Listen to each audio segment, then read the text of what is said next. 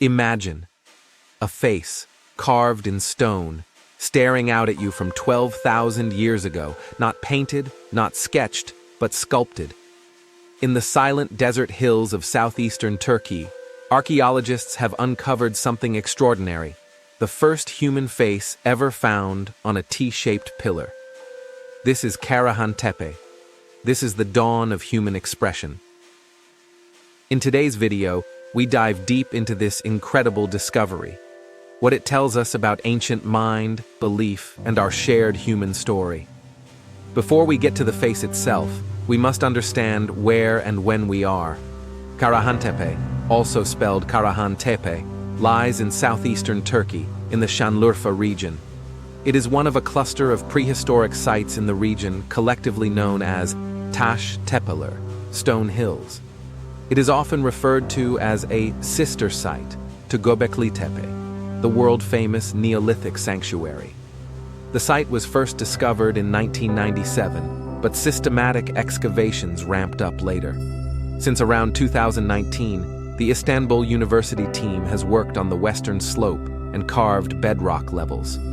What makes Karahantepe remarkable is that it appears to date back to the pre-pottery Neolithic era. In other words, before written language, before full agriculture, yet already monumental and symbolic. In this landscape of rolling hills and rocky outcrops, the builders of Karahantepe erected massive T-shaped stone pillars, also called stelae, large carved monoliths that often take anthropomorphic human-like form. These pillars often feature reliefs: animals, snakes, foxes, birds, abstract motifs, and carved arms.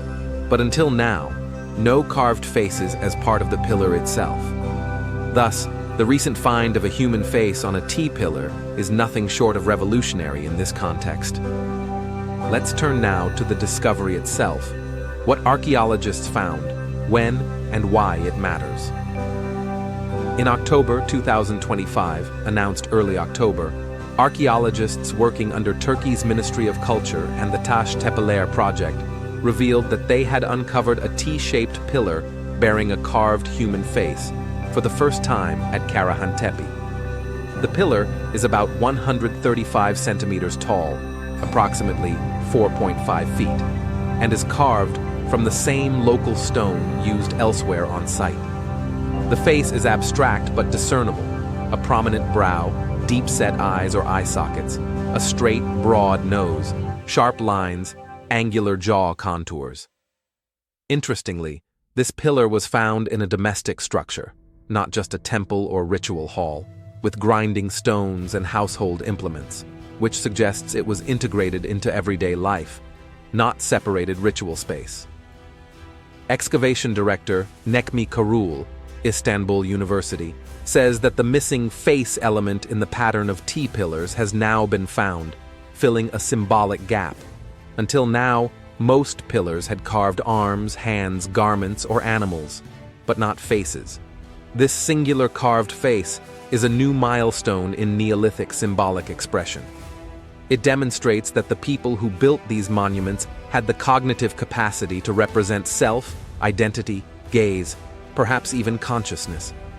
Why does this discovery cause archaeologists and historians to sit up? Because the human face is one of the most emotionally loaded, symbolic, and identity-bearing images any culture can produce. Consider. 1. The face is identity, presence, gaze. A carved face evokes presence. Someone is there, watching, witnessing. In many cultures, eyes and faces are deeply tied to soul, spirit, ancestor, or divine. To carve a face is to project personality, to claim memory, to assert relational connection across time. 2. Previously, abstraction ruled prior T-pillars had arms, hands, sometimes reliefs of animals. The human body appears in fragments or stylized form, but seldom the literal face on a standing stone. This new face pierces abstraction and brings us into a direct encounter. 3. Emotional resonance across millennia. When we see a carved face, we instinctively seek meaning. Who was this? Why carved this way? Was it a deity, ancestor, A representation of a clan, a visionary? The emotional punch is big. It humanizes what was once cryptic. 4. Bridging the human and the sacred.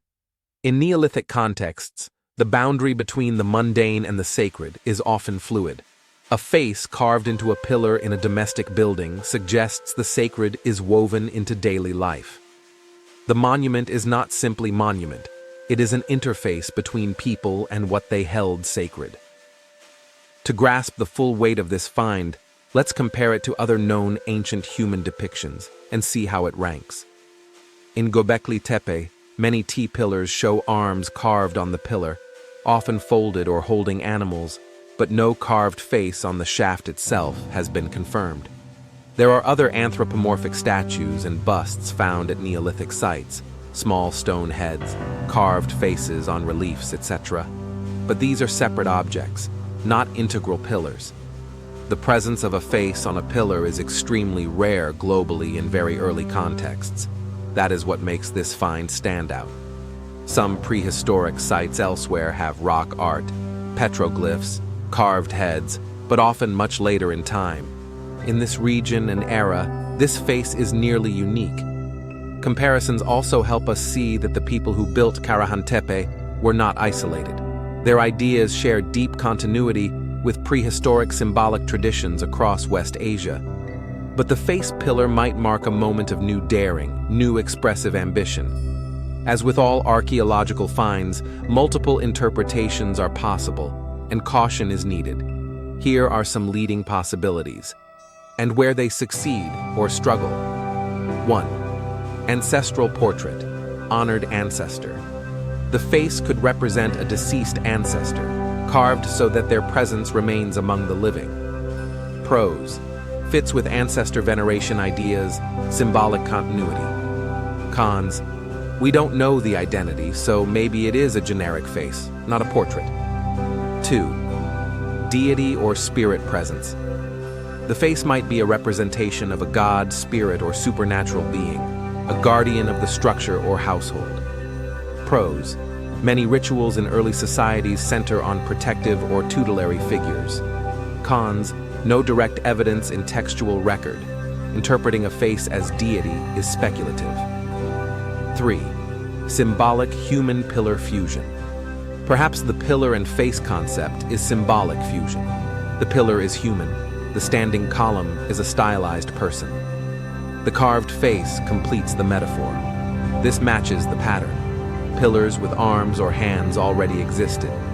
Here, the face completes the anthropomorphic concept. 4. Social memory, lineage marker. The face could mark a clan, a lineage, or a group identity, a totemic symbol rather than a literal portrait. Pros. Aligns with social mark-making, boundary symbolism. Cons. Ambiguous, without inscription or context.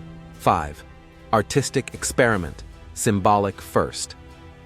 Maybe this pillar is an exception, an experiment in artistic boldness, carving a face as a one-off statement. Not all expression must follow rigid ritual rules. No discovery comes without open questions. Here are the key uncertainties and what future work might reveal. Dating and context. While broadly placed in the 11,000 to 12,000 years ago era, precise stratigraphic and radiocarbon dating for this specific pillar will help pin its context relative to other structures. Is it unique or just first found? We do not yet know whether many more face pillars lie buried. This may be the first discovered, not the first made. Original polychromy?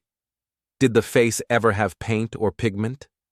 Many ancient sculptures were originally colored, which would amplify the effect, though paint rarely survives. Associated artifacts. What was found around it, offerings, tools, bones, organic remains, may shed light on its function. Wear, weathering, erosion. The current form is weathered. Some features may have been lost or softened by time. Cultural continuity/influence. How this face pillar relates to later traditions of portraiture, idols, and human depiction in Anatolia or elsewhere is a rich thread for future research. Archaeologists will build nuance over time. But even now, the face is a turning point in how we understand Neolithic symbolic life. Beyond the facts, this face invites reflection. A 12,000-year gaze meets us across time. It humbles the modern mind. We are not first. It reminds us how deep our urge is to make meaning, to leave a mark, to declare, "I was here." In a noisy world, this silent stone face speaks about memory, mortality, connection, legacy. It challenges the assumption that ancient people were primitive. No, they felt, they dreamed, they expressed. Perhaps in thousands of years, humans will look back at our digital images, screens, architecture, and wonder, where are the faces we left behind? Thus, this pillar stands as a bridge between past and present, between human and sacred, between silence and voice.